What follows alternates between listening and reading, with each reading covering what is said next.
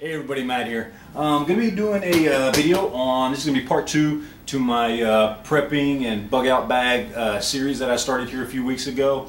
I'm going ahead and doing this now for a couple reasons. One, because I had actually told several people that had asked me about what I keep in my bug out bag that I was going to do a video on it, and that was going to be part 2. And also, I just got a new bug out bag here, and a lot of you on my other videos have seen the old one, this Swiss Tech. Which is actually a really good bag, but this Swiss Tech bag here, green one that I use as my bug out bag, and I was going to be transferring everything from one to the other. So I thought, you know, hell, I might as well move this, do this on camera, so that you know, I can go through everything in my bag. I also want to just let everybody know, you know, this is my bug out bag. This is what I use. This is for me and my family. I've got a family of 5. So these items are going to be specific to what we have decided we need.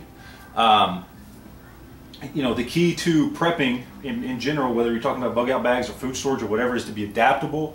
That, I think, is the most important thing. And while I am not an expert, if you want an expert, go to the guys that I look to, Analytical Survival and Yankee Prepper. Those guys are the shit. I learned a lot from them in the last, you know, well, here in the last year at least, and then, you know, from other various people in the last couple of years since I've been starting doing this. But,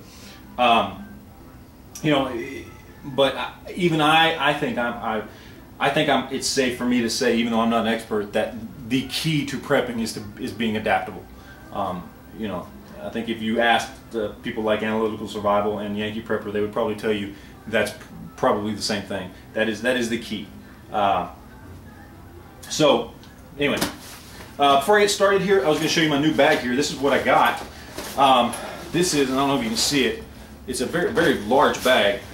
It's bug out gear, and this bag is kind of a last generation bag. They don't make this particular model anymore. They make a model very similar to this. Biggest difference being it's got the MOLLE gear on the front. This one does not. It's got the webbing here, webbing pocket. Heavy duty bag. Can be used as a, you can tuck these away and, you know, use it as a carry bag. This thing brand new, I checked into it, $129.95. I got this used for $2.49. So, needless to say, I got a damn good deal. The only thing I had wrong with it was one of the zippers, the pull cords came off, so I replaced it with a little bit of paracord. That's it, man. Other than that, it's in perfect shape. So, let's get into what we've got in the bags here. All right, first off, flashlight. This is my little Coleman. I don't even know how many lumens it is. I just don't pay attention to that. I'm not a flashlight geek, although I do love flashlights. I don't know a lot about them. I think 15, 20 bucks at Walmart. Pretty good deal, I thought. Also keep these. Excuse me. Keep one of these. I have these on my keychain. My kids each have one. My wife has one. I have one that I've had for about 5 years that still works. They're little bitty LED flashlights. You don't even have to replace the battery on them. You just throw them away. These things cost 89 cents each at the dollar store. These things are great. Just one little LED, very bright. 89 cents, you can't beat that. Two-way radios. These are Cobra Micro Talks. I'm not sure exactly what the model number is. These things, just so you know, here's the deal with radios. You take whatever it says on the package that its range is, cut that in half on a good day, and then cut that in half again for a bad day. In other words, these say they had a 25-mile radius or range. That means on a good day, 12.5 miles. That means on a bad day, cloudy, overcast, whatever, it's about 6.25 miles. So just keep that in mind when you're buying two-way radios. Just take whatever they say with a grain of salt. This is my med kit. Now, y'all seen this before. I did a video on it. Really, the only thing I've changed on it, this is obviously a very large med kit. That's because it's for a family of 5. The only thing I've really changed on it is this stuff here, this Avalox. This is some hardcore antibiotics that we've added to the kit, and I've got several doses. Other than that, it's pretty much the same as you've seen before. This is my sticky shit bag. Super glue, electrical tape, duct tape. Pretty much it. You will notice the theme here. I'm keeping everything in bags. That's because I love bags. I think they organize things very well. Plus, they're multi-purpose. So you can store water, you can store food, you can keep things dry in them. So I separate all my stuff in bags. This is my bag of fire. I've got a actual, well, let's see, I've got 3 lighters, I've got 3 boxes of matches, I've got some of the little emergency tea candles, I've got the actual magnesium fire starter in here. Also have a little, I don't know if you can see that there, little bottle of starter fluid. Okay.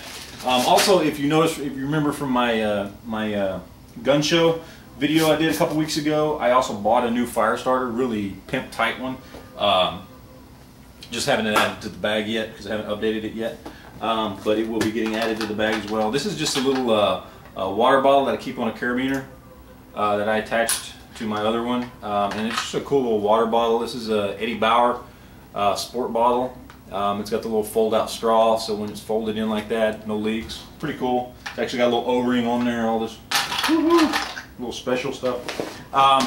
This is a heart monitoring, pulse taking, blood pressure kit. My wife's a nurse. She knows how to use this.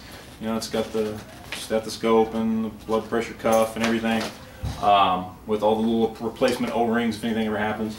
I don't use that. She knows how to do that. I don't.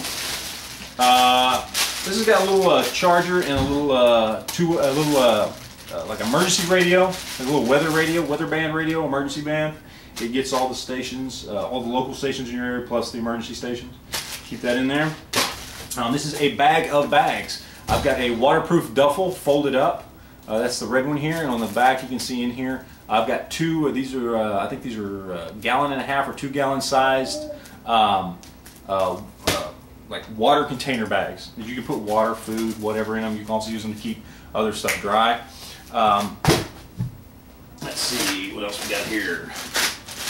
This is like a bag of just random tools. I've got a couple different gauges of wire in here. I've got utility knife, wrench, scissors, screwdrivers, fishing line plus fishing hooks, some steel wool, just an assortment of different cooled items.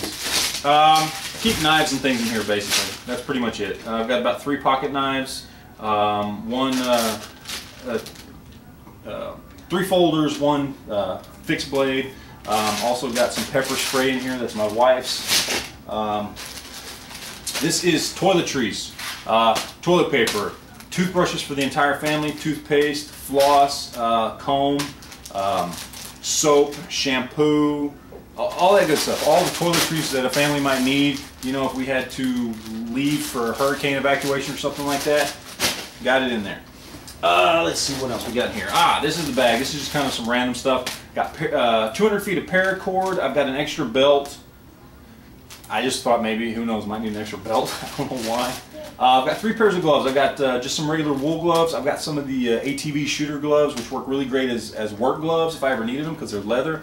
I've also got a pair of these cryo gloves. They're waterproof. This is the kind of stuff that medical facilities use when they're getting into like the, what is it, the nitrogen or dry ice and stuff like that. They need to handle that kind of stuff. They use these. So really good gloves actually. Alright, also let's see what else we got here. I think I'm running low here. This is my little, so y'all have seen this before. I did a video on this. This is my little cook stove, which I made myself. I'm probably going to be getting another one and maybe putting this one in my son's bug out bag that he keeps in his room, which is his own little personal one. Yeah, cook stove there. And I think that's about it.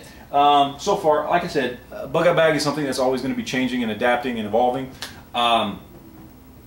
You know, just to reference something that's been going around on YouTube, you know, there's been a lot on the whole prepping mindset and what's going on. You know, is prepping worth it, or are preppers crazy? What the deal is with that kind of stuff. My opinion is obviously I prep, so I don't think it's crazy. But I think, and Mega Guevara touched on this when he did a video here a while back, or not a while back, a couple days ago, because I think he was kind of the one that started it. Or he wasn't really the one that started it, but he made his opinion known. And apparently my dog is fighting with my kids in the background, so you have to excuse the noise. But you know, there's a difference between prepping and what some people envision as prepping. It really is a matter of how you think of it. For me, prepping is what, you know, my grandparents and my great-grandparents did, and on and on and on, and as far back as people can remember, up until very recently, in the last generation or two, where we have gotten lazy. Up until then, people did what we would now consider prepping.